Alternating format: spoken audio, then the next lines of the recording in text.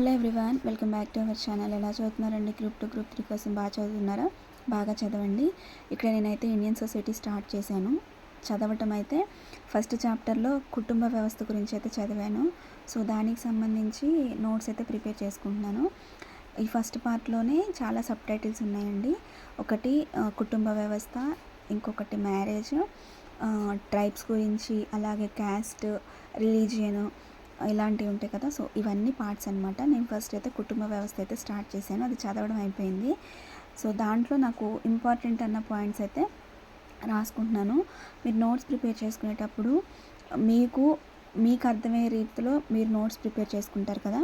So ఒకవేళ మనం అక్కడ చదివేటప్పుడు అది మన మాటల్లో ఎలా అర్థం చేసుకొని రాయాలో మీకు ఒకవేళ అర్థం కాకపోతే, మీరు సబ్జెక్ట్లో అంటే మీరు చదివిన టాపిక్లో ఏదైతే మీరు చదివారో దాన్ని ఒక లైన్గా ఫామ్ చేయండి. ఆ లైన్ చూసిన వెంటనే మీకు అర్థమయ్యేటట్టు రాసుకోండి. సో ఇంతలా ప్రాక్టీస్ చేస్తున్నా, ఇంతలా నోట్స్ ప్రిపేర్ చేసుకుంటున్నా సరే, ఎగ్జామ్ టైంకి వచ్చేసరికి కొంచెం కంగారు పడుతూ ఉంటాము. క్వశ్చన్ పేపర్ ఎలా వస్తుందో, ఆన్సర్లు ఎలా ఉంటాయో, హార్డ్గా వస్తుందో, ఈజీగా వస్తుందో అని చెప్పి ఈ ఆలోచన మనకి తిరుగుతూ ఉంటాయి మైండ్లో. నా పాయింట్ ఆఫ్ వ్యూలో ఏంటంటే, ఎగ్జామినర్ మైండ్ సెట్ని మనం పట్టుకోగలిగితే ఖచ్చితంగా మనమైతే ఎగ్జామ్ని క్రాక్ చేయొచ్చు. ఎగ్జామినర్ మైండ్ సెట్ని పట్టుకోవడం అంటే మనం చదివే పద్ధతిని మార్చుకుంటే, కొంచెం చేంజ్ చేసుకుంటే, మనం చదివే సబ్జెక్ట్ నుంచే వాళ్ళు క్వశ్చన్స్ అయితే మనకి ఇస్తారు కాబట్టి వాళ్ళు ఏ విధంగా ఆలోచించవచ్చు అని ఒక్క వేనే ఉండదు కదండి. సో ఒక 4-5 వేస్ నుంచి మనం ఆలోచించాలి. ఈ క్వశ్చన్ని ఇలా అవ్వచ్చేమో, ఈ క్వశ్చన్ని ఇలా అడగొచ్చేమో, సో దీనికి రిలేటెడ్గా ఇంకా ఏదైనా ఉందేమో, ఇట్లా మనం ఆలోచించి సబ్జెక్ట్ అయితే ప్రిపేర్ అవ్వాలి. ఇండియన్ సొసైటీ సబ్జెక్టు చదివేటప్పుడు నాకు అర్థమైంది ఏంటి అంటే, మనం చదివిన ప్రతి పారాగ్రాఫ్లో ఫస్ట్ లైన్ని మనం డెప్త్గా చదవగలిగితే మిగతా అన్ని పాయింట్స్ అర్థమైపోతాయండి. ఫర్ సపోజ్ నేను చదివింది అయితే మీకు చెప్తున్నాను. ఇంట్లో పురుషులు ఉంటారు కదా. సో వాళ్ళకి గ్రామీణ ప్రాంతాల్లో ఆర్థికంగా లేదు కాబట్టి వాళ్ళు వేరే పట్టణాలకు వలస వెళ్ళి అక్కడ పనిచేయాల్సి వచ్చేది. ఆ టైంలో ఊర్లలో ఉన్న స్త్రీలకి ఏంటంటే ఊర్లో ఉన్న స్త్రీల మీద కుటుంబ బాధ్యత పడేది. వీళ్ళు పట్టణాల నుంచి మనీ పంపిస్తుంటే ఇంటి దగ్గర వీళ్ళు గడపడం అన్నమాట. అంటే ఇంటి బాధ్యత అంతా చూసుకోవడం చేసేవాళ్ళు. అట్లా ఆ టైంలో ఇంటి పెద్దలుగా పురుషులు లేరు కాబట్టి స్త్రీలు కుటుంబ పెద్దలుగా వ్యవహరించేవాళ్ళు.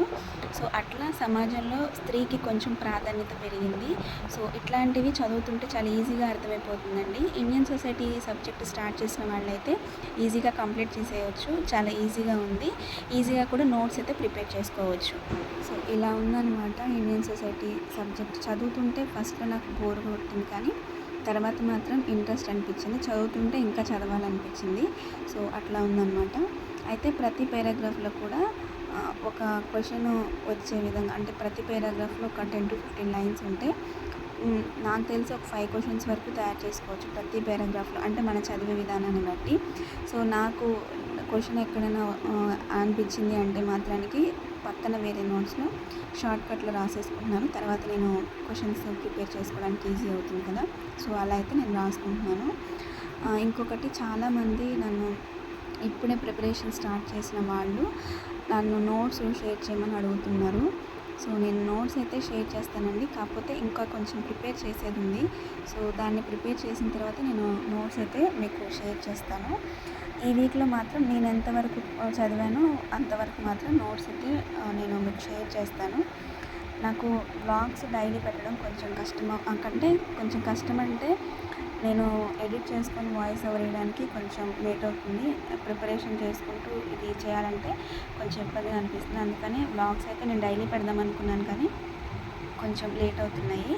సో నన్ను నోట్స్ అడిగిన వాళ్ళకి మాత్రం నేను ఖచ్చితంగా నోట్స్ పీడిఎఫ్లో తయారు చేసి నేను మీకు నోట్స్ షేర్ చేస్తానండి. మీకు ఇంకేదైనా డౌట్ ఉంటే నన్ను ఖచ్చితంగా కామెంట్ సెక్షన్లో కామెంట్ చేయండి. నేను ఖచ్చితంగా మీకు రిప్లై ఇస్తాను. ఒకవేళ నేను మీకు టెక్స్ట్ రూపంలో మీకు రిప్లై ఇవ్వలేకపోయినా సరే, నా వీడియోస్లో మీరు అడిగిన ప్రతి క్వశ్చన్కి కూడా నేనైతే ఆన్సర్ చేస్తాను. అలాగే రీసెంట్గా జరిగిన పాలిటిక్స్ సంబంధించి, గవర్నెన్స్కి సంబంధించి కానీ, జడ్జ్మెంట్స్ కానీ, ఇంకేమైనా చట్టాలు అలాంటివి ఉంటాయి కదా, అవి కూడా నేను రెగ్యులర్గా కమ్యూనిటీ పోస్ట్లో పోస్ట్ చేస్తూ ఉంటాను. ఖచ్చితంగా ఫాలో అవ్వండి. Thank you for watching.